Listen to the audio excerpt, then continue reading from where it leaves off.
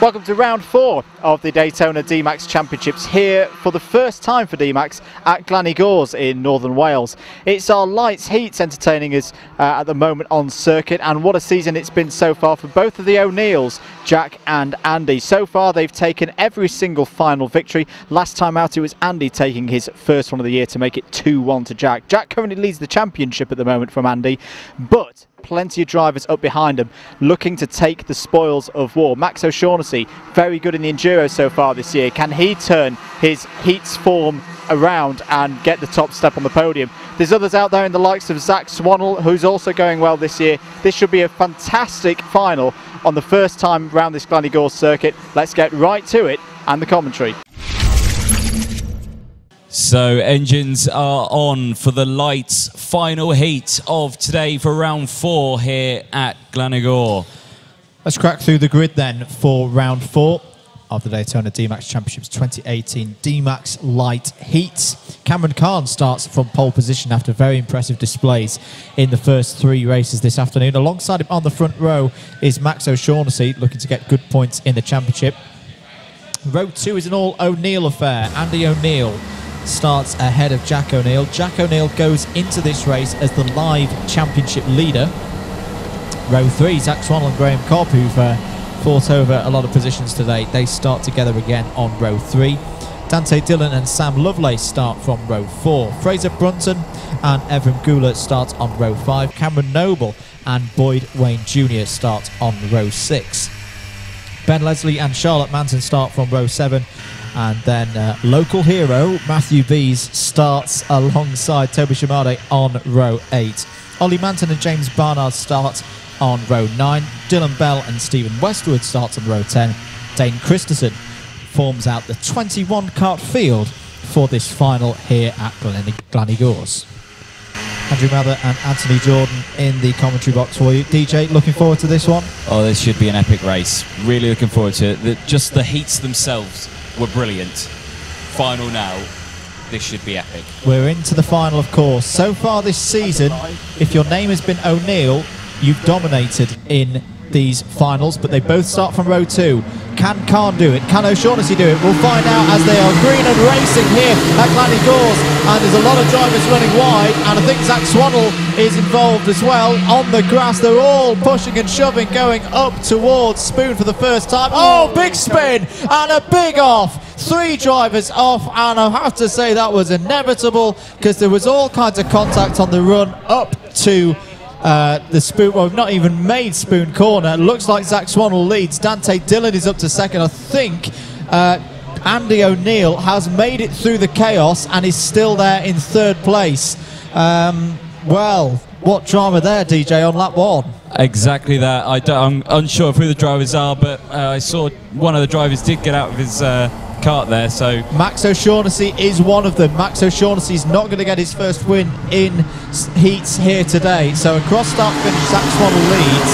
Jack O'Neill has got up to 2nd place, so he's got past Dante Dillon late on that lap. But look at that, look at a big 3 to go. Cameron Khan, Max O'Shaughnessy and Andy O'Neill all gone on lap 1. Absolutely crazy start for the lights heat. So you saw them as they were going up. There was lots of pushing. There was and a lot shoving. of pushing. There were at least side by side, 3 wide. Obviously, Cameron Khan's got himself going again. All 3 have got themselves going again. But very, very unfortunate for all 3 of those drivers. And 2 change for the lead. Jack O'Neill dives past Zach Swannell and takes the lead. There's more contact between Zach Swannell and Jack O'Neill, but Jack O'Neill hits the front. Dante Dillon not too far behind there in 3rd. 4th place is Graham Cobb. 5th is Sam Lovelace. 6th, Fraser Brunton. They've still got a lot of work ahead of them, so we're only 2 minutes in. But still incredibly close here at the front. Dante Dillon all over the back of Zach Swannell. Is he going to make a move down the inside of Spoon? He doesn't. He stays behind, and they're still just a train of 2 for 2nd and 3rd. Well, Jack O'Neill has already won 2 rounds this season, rounds 1 and 2. Andy O'Neill won round 3 whilst Jack finished 2nd that day. if it makes you feel better, Andy O'Neill has just set the fastest lap of the race so far with a 49.7, but currently sitting in last place. Well, it's worth championship points, but I don't think that'll be much solace for him right now. I think he'll be a little bit gutted to be out of contention for the win at this stage, but Jack O'Neill is pulling away. Now the question is, can Dante Dillon and Graham Cobb work together to keep Zach Swannell in check? Matthew B's under pressure from James Barnard going into the spoon section. It looks like he has lost the position, so Matthew B's dropping down into 11th place. Yeah, he has indeed. Very close again between Dante Dillon and Graham Cobb. Graham, I think, is just going to have to really get really brave. He's going back and forth. He's trying to do the cutback. Oh, and he's a little bit of contact there, and I think he's through. He is through past Dante Dillon and into 3rd place. He went for the switchback through the carousel and made the move stick. Dante didn't look too happy about it, though. Dante Dillon trying to complain more than try and get the position back, which of course has opened up the gap, so he should have kept his hand on the wheel and concentrated on the racing. Jack O'Neill leads, Zach Swannell 2nd, Graham Cobb now up to 3rd. Dante Dillon now trying to fend off Sam Lovelace. Look at Fraser Brunton go as well. The youngster in 6th place, having arguably his best show since round 1, and he's actually looking at the inside of Sam Lovelace for 5th place. Nothing going there though. There's a really big scrap going on for 3rd place now. Dante Dillon trying to find his way back past Graham Cobb. Sam Lovelace trying to follow him as well. They're side by side, the good friends, Dillon and Lovelace. Brunton's still there as well. This is all through Devil's Elbow. Have they just decided that it's 3rd place that's on offer? That's what they're going to fight over. There's no chance of them catching Swannell in 2nd place. Really good stuff from all these guys. So going up into the spoon section now, looks like Fraser Brunton actually may have got past Sam Lovelace. He has indeed. Good call. He is up to 5th place, and it's not out of the question that he could get 3rd. But he's got to get past Dante Dillon, and he's got to get past Graham Cobb as well. Oh, there's a spin on the final corner, and it looks like... Oh, it's Boyd Wade Jr. Boyd Wade Jr. has spun out of 7th place. That's a real shame for him. The battle for 3rd still heating up. Oh, and there's contact. There is contact, and that is someone... Graham Cobb is out. And it looked like that was Dante Dillon. He went for the move down the inside. And Brunton. Brunton on the inside and takes 3rd place. Oh, it's contact between Lovelace and Dillon. My goodness me. Friends off the track. Fierce rivals on it. Lovelace is through and into 4th place. Now, Dante Dillon's got to be careful here because he could be in line for a black flag, because that looked very ambitious move that he tried to make there at the exit of... Well, what a shame for Graham Cobb. He's not had the happiest of days in the heats, and a potential podium has now gone. Keeping an eye on the leader though. Here he comes. He's going to be shown the last lap board this time around. There it is. So he knows he's got 1 kilometre left to take his 3rd victory in the series this season. And the battle for 3rd is still well and truly on. So here they go, round the 1st corner, up towards spoon corner. Down the hill, round carousel comes the leader. 2nd place is still Zach Swannell. He's going to be getting what I think is going to be his 1st podium of the season. But it's all about 3rd place.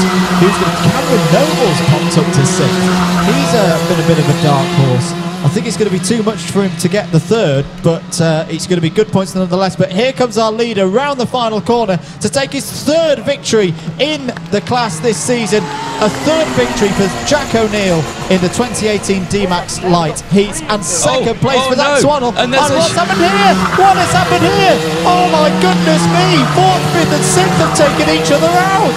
This is remarkable. On the final lap of the race, it's Dillon, Lovelace and Noble all off at Devil's Elbow. I think it'll lose stacks of positions here. Fraser Brunton takes 3rd place. What a drive from him. Evan Gula 4th, and Matthew Bees on his home circuit finishes in 5th. 6th for James Barnard, 7th for Charlotte Manton, 8th for Ben Leslie, 9th in the end for Graham Cobb. 10th for Ollie Manton. Ollie Manton, I reckon, has got his first ever top 10 in DMAX. Well done to him.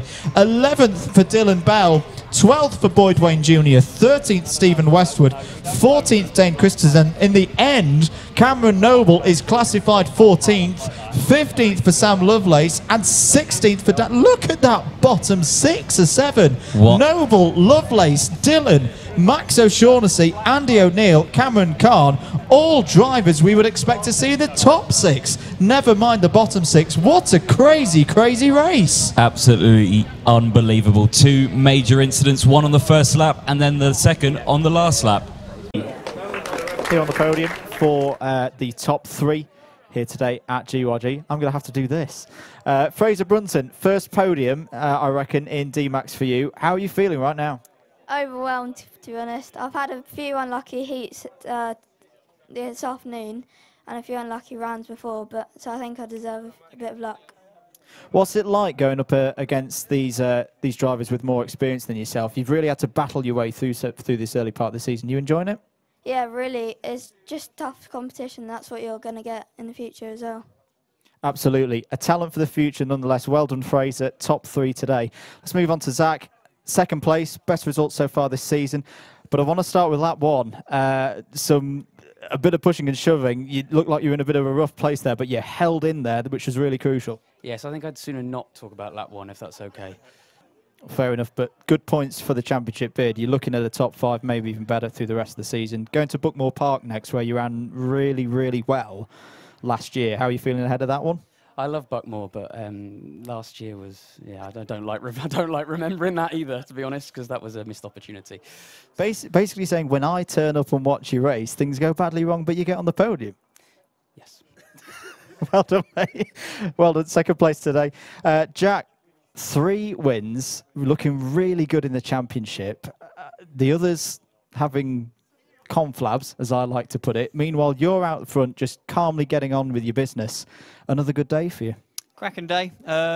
Must say also well done to Fraser, third place as well. It's difficult coming into this series and racing against people who've done it for a very long time. To him to get his first podium, yeah, cracking job from him.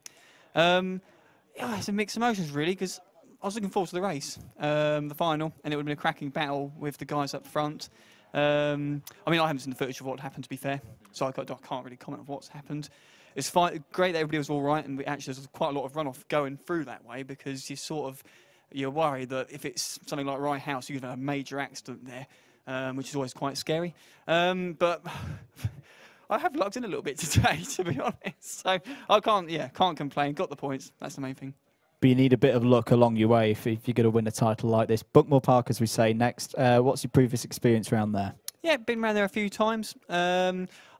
Track's okay. It's not one of my favourite ones, although it seems to go quite well around there. That would be, yeah. I think it's also a lot of people have been around there before, so it should be even more times than it is usually. But overall, yeah, great day today. Good stuff. Well done, Jack. Another win and more points and an extended championship lead. Let's bring DJ back in. There's one word, controversy in that one, but a top 3 there that I think all warranted their positions, and race control have looked at the footage and done a thorough job on it as well. Yeah, definitely. I mean, we saw after the race, Jim was looking over the footage as well with all of us, and again, decisions stand by. Drivers some aren't happy, some are, but that's racing. It happens. Racing. It happens. But there we go. So round 5 is at Bookmore Park. Fantastic circuit. One of my personal favourites as well. If you want to be on the grid, the details are on the screen. It's www.daytonamax.co.uk.